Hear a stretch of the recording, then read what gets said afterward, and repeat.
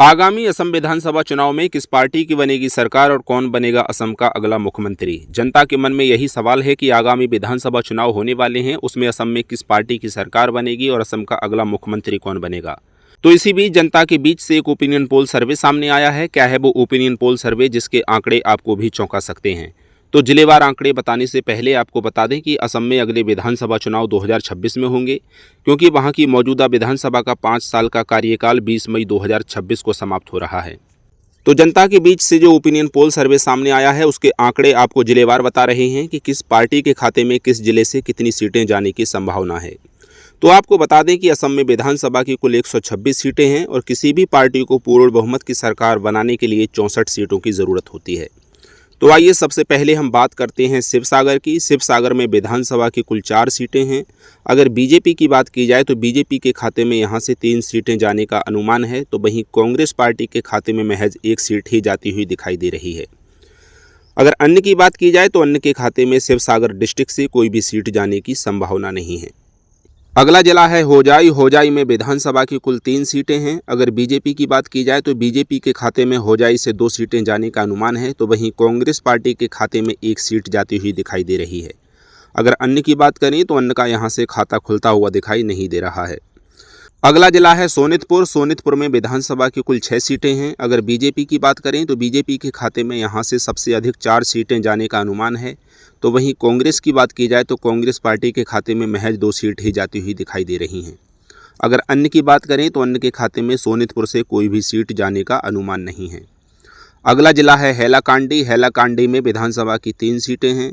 अगर बीजेपी की बात करें तो बीजेपी के खाते में यहां से कोई भी सीट जाने का अनुमान नहीं है, तो वहीं कांग्रेस पार्टी का भी यहां से खाता खुलता हुआ दिखाई नहीं दे रहा है।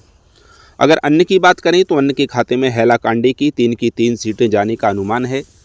उसके बाद हम बात करेंगे अगले ज़िले की। अगला ज़िला है मोरीगांव। मोरीगांव में विधानसभा की कुल 3 सीटें हैं।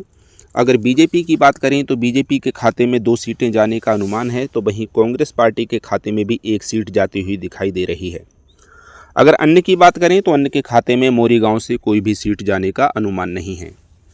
उसके बाद हम बात करेंगे माजुली की। माजुली में विधानसभा की 1 सीट है। अगर बीजेपी की बात की जाए तो बीजेपी के खाते में माजुली की 1 सीट जाती हुई दिखाई दे रही है। अगर कांग्रेस पार्टी की बात करें तो कांग्रेस पार्टी के खाते में माजुली से कोई भी सीट जाने का अनुमान नहीं है, तो वहीं अन्य का भी यहां से खाता खुलता हुआ दिखाई नहीं दे रहा है। अगला जिला है बारपेटा। बारपेटा में विधानसभा की कुल 6 सीटें हैं। बीजेपी की अगर बात करें तो बीजेपी के खाते में यहां से 4 सीटें जाने का अनुमान है, तो वहीं कांग्रेस पार्टी की अगर बात की जाए तो कांग्रेस पार्टी के खाते में भी 2 सीटें जाती हुई दिखाई दे रही हैं। अगर अन्य की बात करें तो अन्य के खाते में बारपेटा से कोई भी सीट जाने का अनुमान नहीं है। अगला जिला है बोंगाईगांव। बोंगाईगांव में विधानसभा की 3 सीटें हैं, जिसमें से बीजेपी के खाते में 2 सीटें जाने का अनुमान है, तो वहीं कांग्रेस पार्टी के खाते में भी यहां से 1 सीट जाती हुई दिखाई दे रही है। अगर अन्य की बात करें तो अन्य के खाते में यहां से कोई भी सीट जाने का अनुमान नहीं है। उसके बाद हम बात करेंगे विश्वनाथ की। विश्वनाथ में विधानसभा की 2 सीटें हैं। अगर बीजेपी की बात की जाए तो बीजेपी का यहाँ से खाता खुलता हुआ दिखाई नहीं दे रहा है। वहीं अगर कांग्रेस पार्टी की बात करें तो कांग्रेस पार्टी विश्वनाथ से क्लीन स्वीप करती हुई दिखाई दे रही है, तो वहीं अन्य के खाते में यहाँ से कोई भी सीट जाने का अनुमान नहीं है। अगला जिला है लखीमपुर। लखीमपुर में विधानसभा की 4 सीटें हैं। अगर बीजेपी की बात की जाए तो बीजेपी के खाते में यहाँ से सबसे अधिक 3 सीटें जाने का अनुमान है। वहीं अगर कांग्रेस पार्टी की बात करें तो कांग्रेस पार्टी के खाते में लखीमपुर से 1 सीट जाती हुई दिखाई दे रही है। अगर अन्य की बात की जाए तो अन्य के खाते में यहाँ से कोई भी सीट जाने का अनुमान नहीं है। उसके बाद हम बात करेंगे बक्सा की। बक्सा में विधानसभा की 3 सीटें हैं, जिसमें से बीजेपी के खाते में 2 सीटें जाने का अनुमान है, तो वहीं कांग्रेस पार्टी के खाते में भी 1 सीट जाती हुई दिखाई दे रही है। अगर अन्य की बात करें तो अन्य के खाते में बक्सा से कोई भी सीट जाने का अनुमान नहीं है। अगला जिला है बाजाली। बाजाली में विधानसभा की 2 सीटें हैं, जिसमें से बीजेपी के खाते में 1 सीट जाती हुई दिखाई दे रही है, तो वहीं कांग्रेस पार्टी के खाते में भी बाजाली से 1 सीट जाने का अनुमान है। वहीं अगर अन्य की बात करें तो अन्य के खाते में बाजाली से कोई भी सीट जाने का अनुमान नहीं है। अगला जिला है धेमाजी। धेमाजी में विधानसभा की कुल 2 सीटें हैं। अगर बीजेपी की बात की जाए तो बीजेपी के खाते में धेमाजी से 1 सीट जाने का अनुमान है, तो वहीं कांग्रेस पार्टी के खाते में भी धेमाजी की 2 सीटों में से 1 सीट जाती हुई दिखाई दे रही है। उसके बाद हम बात करेंगे अगले ज़िले की। अगला ज़िला है नलवाड़ी। नलवाड़ी में विधानसभा की 3 सीटें हैं।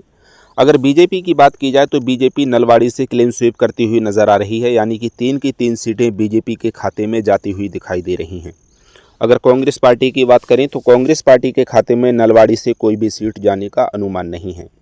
अगर अन्य की बात करें तो अन्य के खाते में नलवाड़ी से कोई भी सीट जाने का अनुमान नहीं है। अगला जिला है दक्षिण सलमारा मानकाचर। दक्षिण सलमारा मानकाचर में विधानसभा की 2 सीटें हैं। अगर बीजेपी की बात करें तो बीजेपी यहां से क्लीन स्वीप करती हुई दिखाई दे रही है। वहीं अगर कांग्रेस की बात करें तो कांग्रेस के खाते में यहां से कोई भी सीट जाने का अनुमान नहीं है, तो वहीं अन्य के खाते में भी यहां से कोई भी सीट जाती हुई दिखाई नहीं दे रही है। अगला जिला है पश्चिम कार्बी आंगलोंग। यहाँ पे विधानसभा की महज 1 सीट है जो कि बीजेपी के खाते में जाती हुई दिखाई दे रही है। अगर कांग्रेस की बात करें तो कांग्रेस के खाते में यहाँ से कोई भी सीट जाने का अनुमान नहीं है, तो वहीं अन्य का भी यहाँ से खाता खुलता हुआ दिखाई नहीं दे रहा है। अगला जिला है तिनसुकिया। तिनसुकिया में विधानसभा की कुल 5 सीटें हैं। अगर बीजेपी की बात करें तो बीजेपी के खाते में यहाँ से सबसे अधिक 3 सीटें जाने का अनुमान है। वहीं अगर कांग्रेस की बात की जाए तो कांग्रेस के खाते में तिनसुकिया की 5 सीटों में से 2 सीटें जाती हुई दिखाई दे रही हैं। वहीं अगर अन्य की बात करें तो अन्य के खाते में तिनसुकिया डिस्ट्रिक्ट से कोई भी सीट जाने का अनुमान नहीं है। अगला जिला है नागांव। नागांव में विधानसभा की कुल 8 सीटें हैं। अगर बीजेपी की बात करें तो बीजेपी 4 सीटों के साथ बढ़त बनाती हुई नजर आ रही है, तो वहीं कांग्रेस पार्टी के खाते में भी 3 सीटें जाने का अनुमान है। अगला जिला है डिब्रूगढ़। डिब्रूगढ़ में विधानसभा की 7 सीटें हैं। अगर बीजेपी की बात करें तो बीजेपी 5 सीटों के साथ डिब्रूगढ़ से बढ़त बनाती हुई नजर आ रही है, तो वहीं कांग्रेस पार्टी के खाते में भी 1 सीट जाती हुई दिखाई दे रही है। अगर अन्य की बात करें तो अन्य के खाते में डिब्रूगढ़ की 7 सीटों में से 1 सीट जाने का अनुमान है। उसके बाद हम बात करेंगे अगले जिले की। अगला जिला है धुबरी। धुबरी में विधानसभा की टोटल 5 सीटें हैं। अगर बीजेपी की बात की जाए तो बीजेपी के खाते में टोटल 5 सीटों में से 2 सीटें जाने का अनुमान है, तो वहीं कांग्रेस पार्टी के खाते में भी 2 सीटें जाती हुई दिखाई दे रही हैं। अगर अन्य की बात करें तो अन्य के खाते में धुबरी की 5 सीटों में से 1 सीट जाने का अनुमान है। उसके बाद हम बात करेंगे अगले जिले की। अगला जिला है दीमा हसाओ। दीमा हसाओ में विधानसभा की महज 1 सीट है।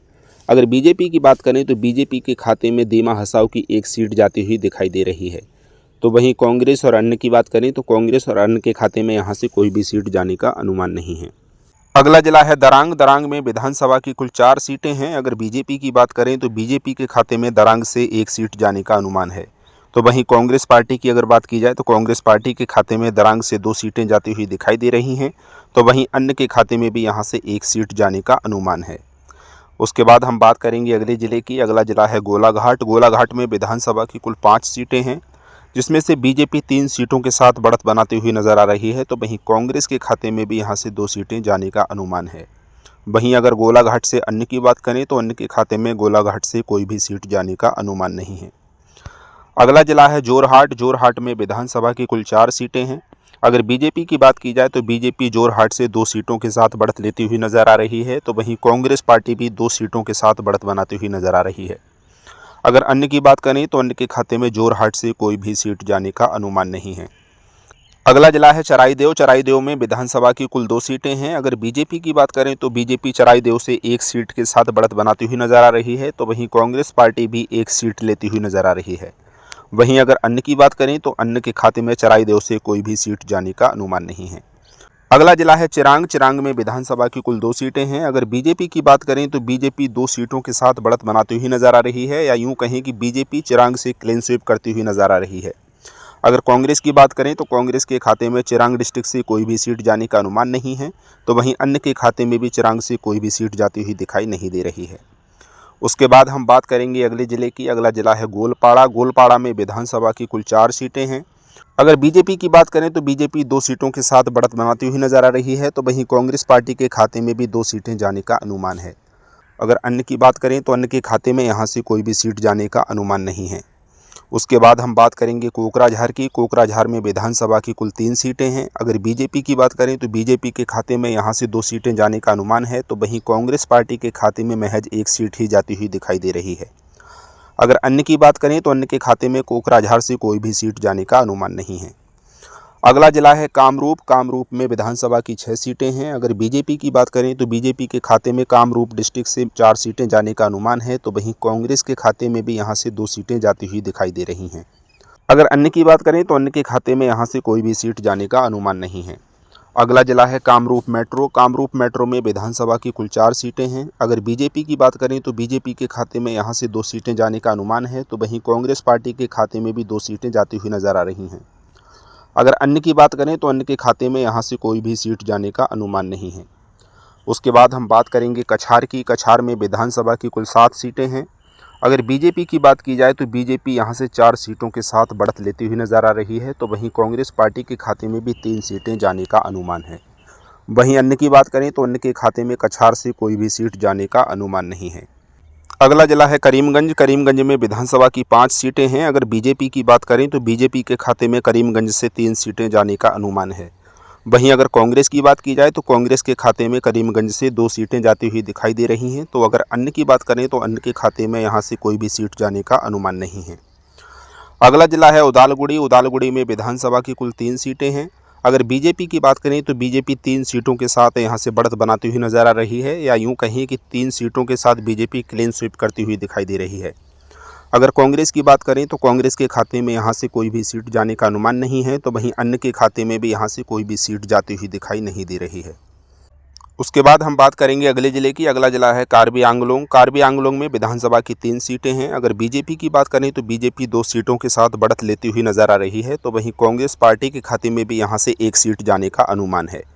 वहीं अगर अन्य की बात करें तो अन्य के खाते में यहाँ से कोई भी सीट जाने का अनुमान नहीं है। तो जिस तरीके से आप देख रहे थे कि ओपिनियन पोल सर्वे में किस पार्टी के खाते में कितनी सीटें जा रही थी, अब हम बात करते हैं कुल सीटों की। तो आपको हम बता दें कि बीजेपी के खाते में टोटल 126 सीटों में से 77 सीटें जाने का अनुमान है, या यूं कहें कि बीजेपी असम में एक बार फिर सरकार बनाती हुई नजर आ रही है। वहीं कांग्रेस की बात की जाए तो कांग्रेस के खाते में 42 सीटें जाने का अनुमान है, तो वहीं अन्य के खाते में भी 7 सीटें जाती हुई दिखाई दे रही हैं। तो जिस तरीके से आप देख रहे थे ये अनुमानित सीटें हैं, या यूं कहें कि अनुमानित आंकड़े हैं कि किस पार्टी के खाते में ओपिनियन पोल सर्वे में कितनी सीटें जा रही हैं। वो तो जब चुनाव होगा तभी क्लियर हो पाएगा कि किस पार्टी की बनेगी सरकार और किस पार्टी को मिलेंगी कितनी सीटें। वीडियो अच्छी लगी हो तो लाइक करें, चैनल को सब्सक्राइब करें और अपने यार दोस्तों को शेयर करें। और आप साथ ही ये भी बताएं कि आप हमारी वीडियो किस जिले और किस राज्य से देख रहे हैं। फिलहाल इस वीडियो में इतना ही, और अधिक अपडेट के लिए जुड़े रहिए हमारे साथ।